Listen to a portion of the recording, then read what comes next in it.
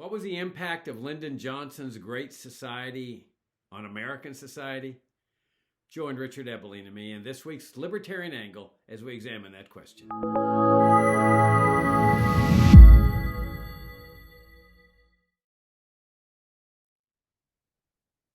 Hi, I'm Jacob Hornberger, president of the Future of Freedom Foundation, and this is this week's Libertarian Angle, a show that brings you all the principal case for the libertarian philosophy and has for quite a long time now. I'm joined by my co-host, Richard Ebeling, professor of economics at the Citadel. Richard, good to see you again. It's good to be with you and our viewers and listeners. Yeah, thanks for tuning in. If you're brand new to FFF, come and visit us at fff.org for about 34 years of principled, uncompromising articles, perspectives, speeches, debates, all sorts of things, given the principled, uncompromising case for the libertarian philosophy. So, Richard, last week we talked about Franklin Roosevelt's New Deal. That was in the 1930s. So I thought it would be a logical follow-up to do a show on Lyndon Johnson's Great Society. I mean, we're obviously, skipping some years in there from Roosevelt all the way to Johnson, but I think it's a logical continuum given that Johnson idolized Roosevelt and ended up adopting, I would say, the second largest crown jewel of American socialism. As you recall, we talked about Roosevelt really transforming America's life to a welfare state. And the embodiment of that, of course, was Social Security. And it became a permanent feature in American life. It, supposedly the New Deal, I think, was just to address the horrors of the Great Depression, which was obviously going to be a temporary phenomenon. But Roosevelt used it as a way to permanently transform American society with Social Security, paper money, nationalization of gold, and so forth. But then Johnson comes along and adopts Medicare and Medicaid, which I have long held destroyed what had been the finest healthcare system in history. I mean, when I was growing up in Laredo, Texas, on the border, which the Census Bureau told us was the poorest city in the United States, healthcare costs in the 50s and the 60s before Medicare and Medicaid were very low and very stable. And doctors' offices were always filled with poor people, many of whom were coming over across the river from Nuevo Laredo. And the doctors knew that many, if not most of the patients could not pay. I mean, a lot of times they would bring the doctor after the fact tamales or chickens or something like that. It was just a very poor city. And the doctors never turned away anyone. They just felt it was their moral duty, and prices were low and stable. I don't think hardly anyone had major medical insurance because you didn't need it. Now, some people might buy catastrophic insurance for cancer or something that could be very expensive, but for regular daily medical expenses, nobody had major medical. And we had one hospital in town, Mercy Hospital. It was a Catholic hospital. It relied on donations primarily. So the doctors, nonetheless, were the second wealthiest people in town, second only to the oil people. They just felt it was their moral duty to help the poor, to give back to society what they were receiving in terms of large revenue. This is what genuine charity is all about. Medicare and Medicaid come into existence with this ostensible need to help seniors and help the poor through the coercive apparatus of government, which was the same mindset as Social Security. I mean, it was just this logical continuum that if government's going to help seniors with retirement pay, well, why not help them with, free or subsidized health care, and the same thing with the poor. Well, that's the cause of the healthcare crisis. That's when prices start soaring. That's when doctors start hating what they do, and they start going through all these contortions as to what kind of medical association to form. And it just absolutely destroyed the healthcare system. Doctors started retiring early. That's why we have this crisis of ever soaring healthcare costs. You had this massive demand on the system that ends up destroying this really finest healthcare system in history. And so what's the upshot of all this? Well, Medicare and Medicaid, like Social Security, have become permanent features in American life. I mean, hardly anyone questions them. I mean, you and I have questioned them for 34 years here at FFF, but these are socialist programs. They're the root cause of the crisis, and yet everybody says, "Oh no, if we abolish these programs, people would die in the streets. They wouldn't get any health care and so forth." I mean, there's just this destruction of faith in freedom and free markets and voluntary charity and faith in doctors to do the right thing. That's what socialism does. And it creates this sense of helpless dependency among people. So you have even libertarians that say, no, we have to leave Medicare and Medicaid intact. And so we're going to get reforms like health savings accounts or something called direct medical care. And they come up with all these reform plans, sort of like a variation of Obamacare.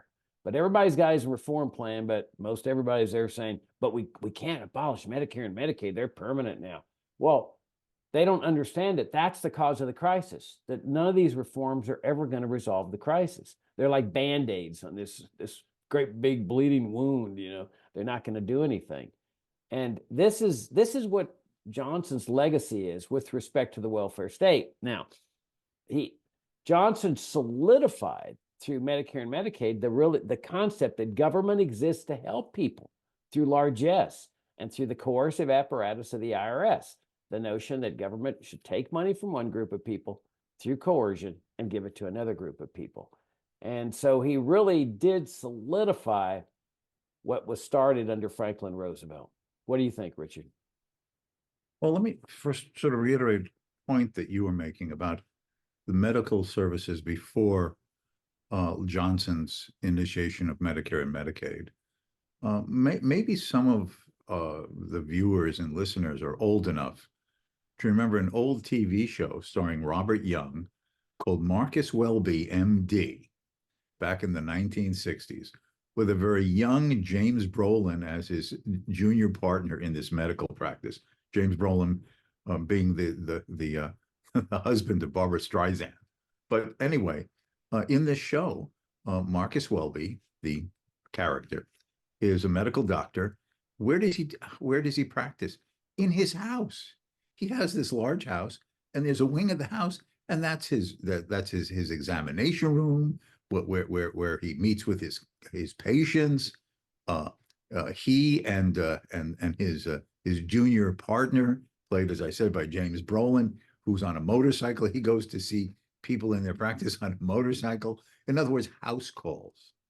There'd also be the fact that you'd see that he had poor patients who couldn't afford to pay his standard fees, and he would give them a discount or do it for free. Well, in economics, that's called price discrimination, with discrimination not being a negative word.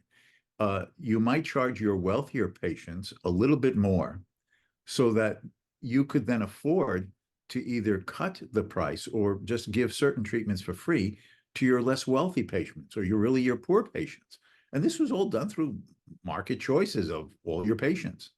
There was the fact that there was no idea that doctors had to meet one charging scale for examinations, for tests, that there are certain hours during the day where you see doctors in these group facilities of a clinic or a hospital.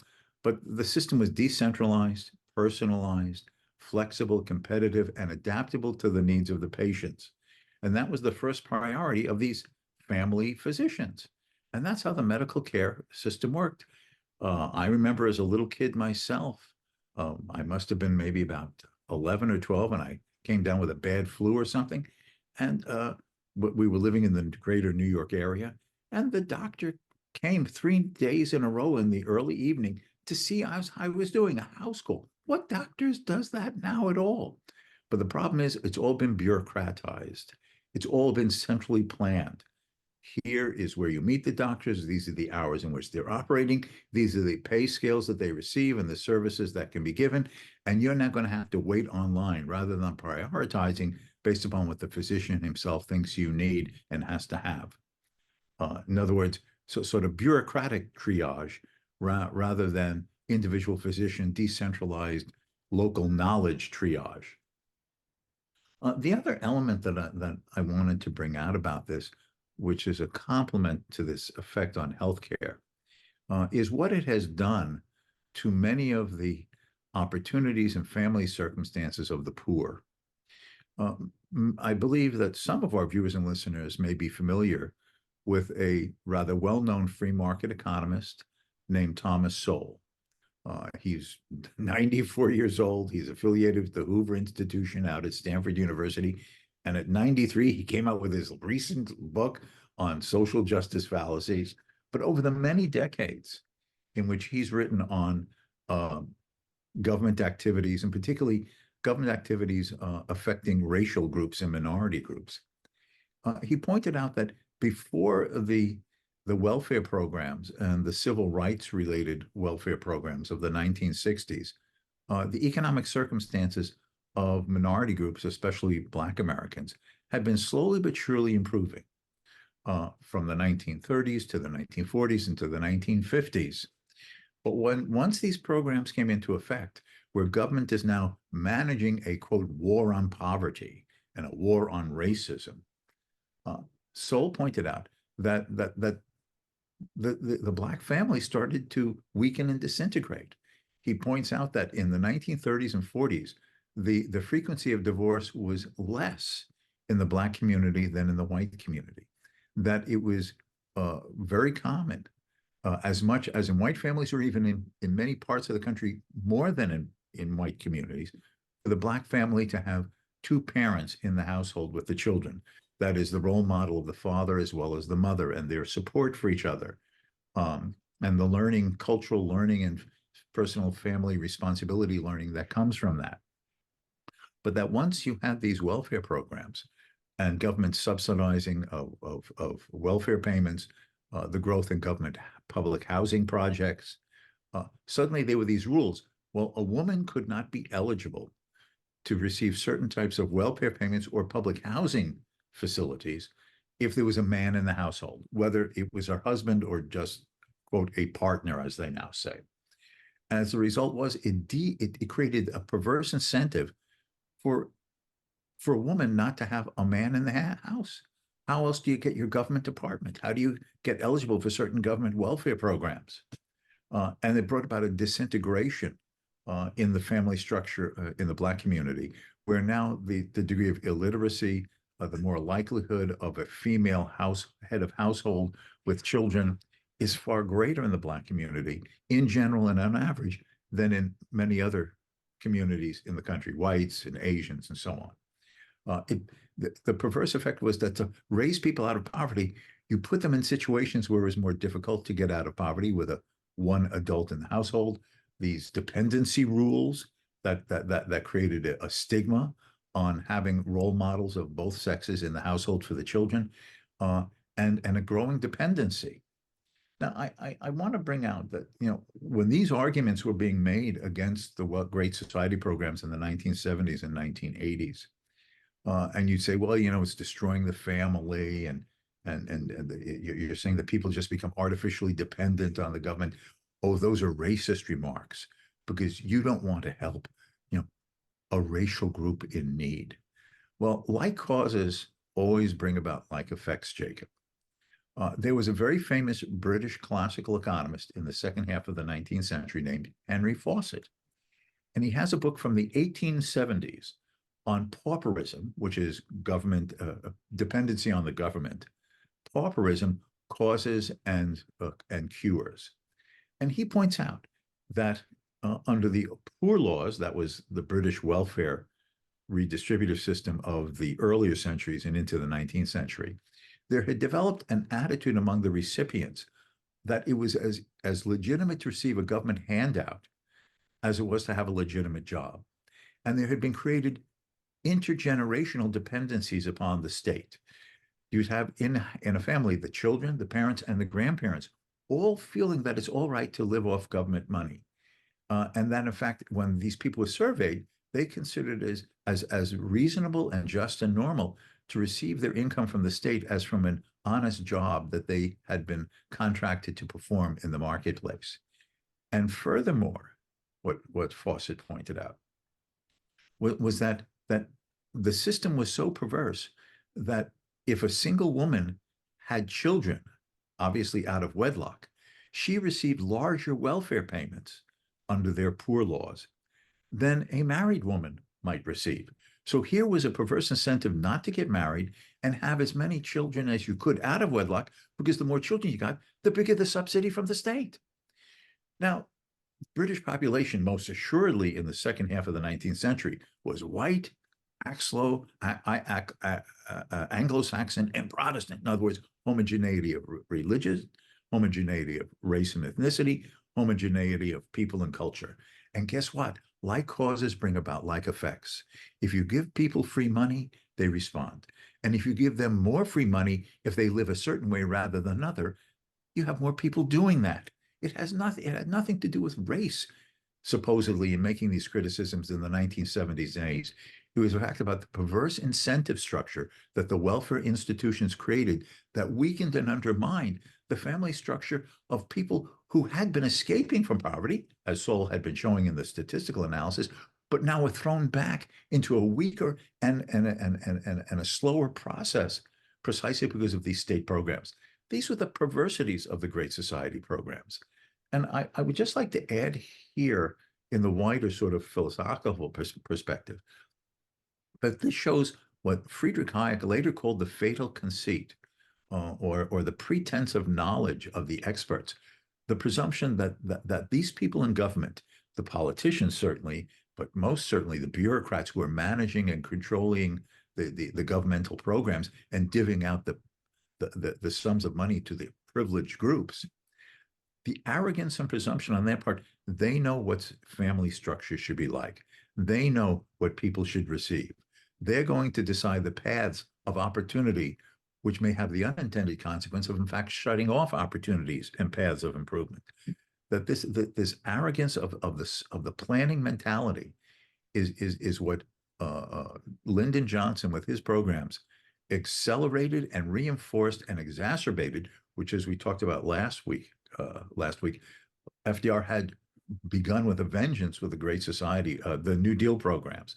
And so, in fact, one of the worst calamities that occurred in America over the last, let's say, 60-odd years was the Lyndon Johnson administration and the implementation of the Great Society programs on these wars on poverty, illiteracy, and so on, which in fact have made the situations far worse for many of the groups that the programs were meant to assist. Yeah, you've raised a lot of good points. When you were talking about the assistance to the poor and the Great Society, I couldn't help but think of my hometown again of Laredo. We had public housing projects, just like the rest of the nation did. And ironically, my grandfather had started one of them back in the 1930s and under the Roosevelt administration. But Johnson really expanded these programs, and there were many. By the time I was growing up and went back to practice law in Laredo in the 70s, there were many more public housing projects, and they were still being built. And I remember a client coming in and into my law office and retaining me because he had gotten disabled, he'd gotten sick, and he couldn't work, and the company that had sold him the car and financed the company that financed the purchase of his car had come to seize the car because he had defaulted on his car payments. And he resisted, so they called the cops, and the cops helped him retrieve this car. And so he retained me to file suit against the city and against his credit company. But he was explaining to me that in public housing, the situation is set up so that if you make too much money over a certain level, they kick you out. And so there's this like ceiling. And I was thinking to myself, my gosh, what better way to keep people poor than that kind of system? That if you really wanted to help people, why not just give them the deed to the house that they were living in that section of the public housing project? I mean, it's sort of like townhouses. Give it to them, and then they can start making wealth, get wealthy, and so forth. But no, they kept them in these things and then said, if you make too much money, you're out. Well, so there's this gap there. You start making too much money, you got to get out, but you don't have enough to go get the private apartment. So in other words, they lock people into this lifetime of dependency. And of course, this guy told me that he was cheating. He had a side job, but this is what they also encourage you to do, to become cheaters. And then you start feeling guilty and you wonder if they're going to catch you. It's a horrific system. But Richard, to me, it was all about power. And, you know, this notion that, oh, Lyndon Johnson loved the poor, needy, and disadvantaged, like leftists do, pure nonsense. Johnson was all about power.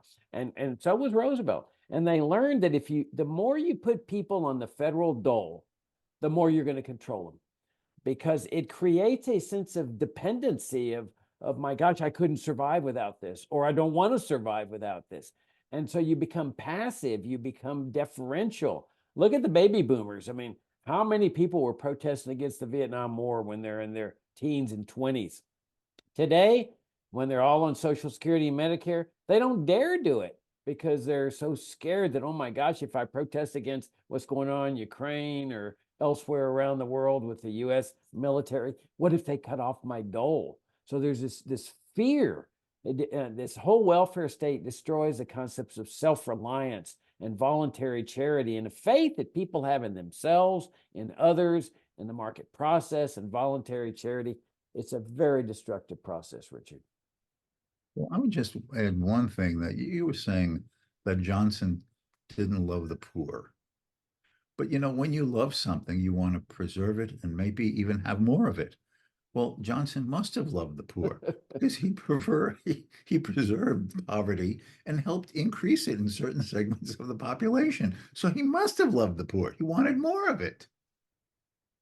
No, you know, you got a good point that this whole war on poverty was a throwback to what you and I have talked about with respect to like Adam Smith, that throughout history, governments had waged war on poverty. And Smith comes along in 1776 in his treatise, An Inquiry into the Nature and Causes of Wealth of Nations, and says, that's why you've had poverty throughout the ages, because governments had their poor relief laws and their anti-speculation laws and their anti-middleman laws, and all these laws to supposedly protect the poor had ensured poverty.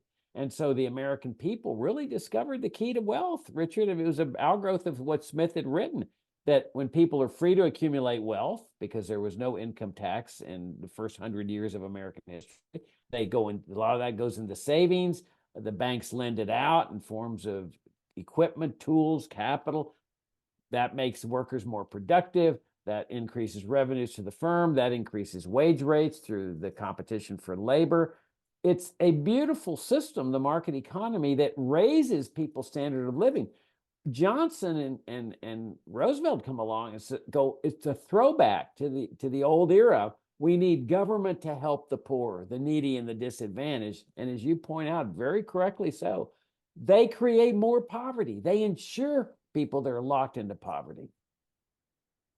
Yeah, one has to understand in this context that just as Lyndon Johnson's Great Society programs were an attempt to extend and amplify and continue Franklin Roosevelt's New Deal, all that we're experiencing today, the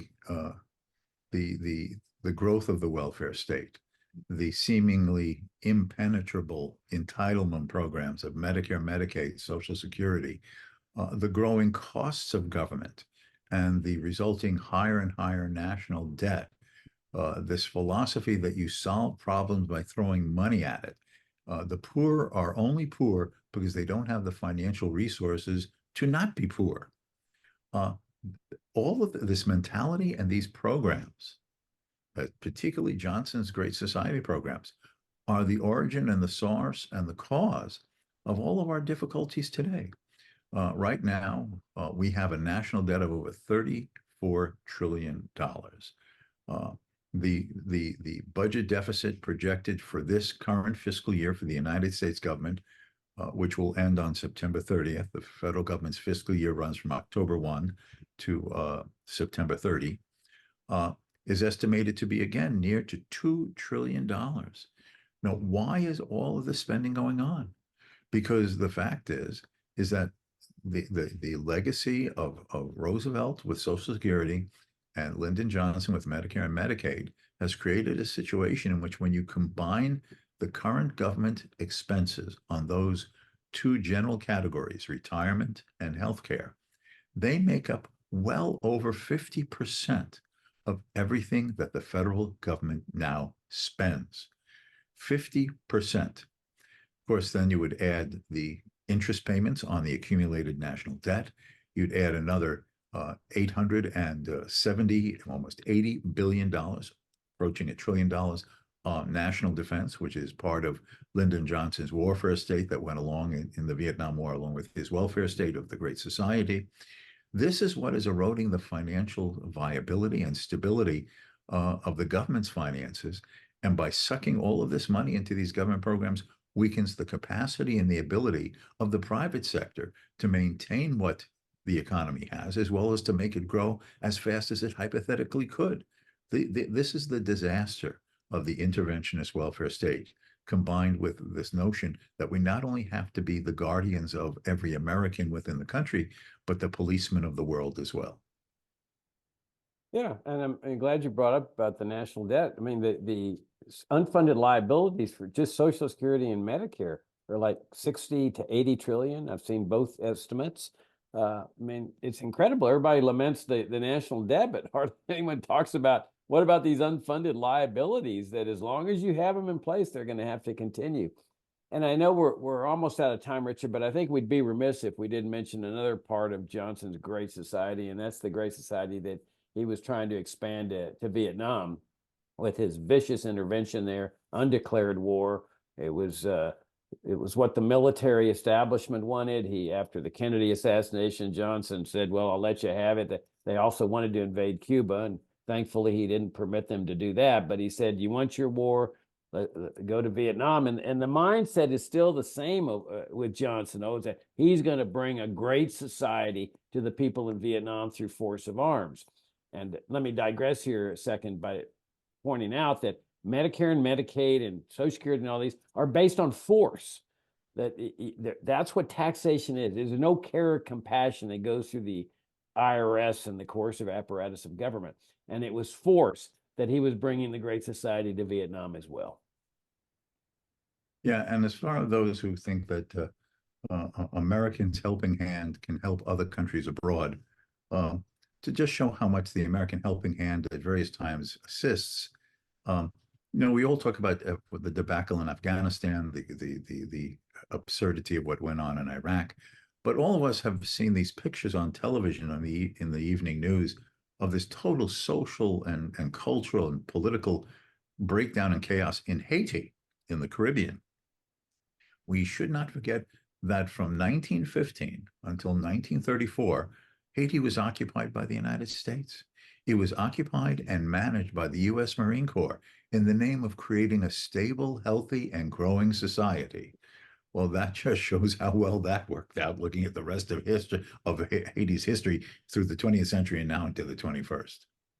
Yeah, well, and the important point is that nothing's inevitable, and that's what FFF is here for, and why you and I do these shows, and why we've been writing these articles and so forth for 34 years plus. To move America in the right direction. I mean, nothing's inevitable. We don't have to keep moving in this direction. We can move in the direction of sound founding principles of this nation, which included no socialism whatsoever, and the income tax that funds it. All right, on that note, Richard, we'll wrap things up. Thank you all for tuning in. Again, if you're new, come and visit us at FFF.org. Subscribe to our FFF Daily, which we strive to make the best daily commentary page on the internet from a libertarian perspective. And Richard, as always, I greatly enjoyed the visit, and I look forward to talking to you next week. Until next time.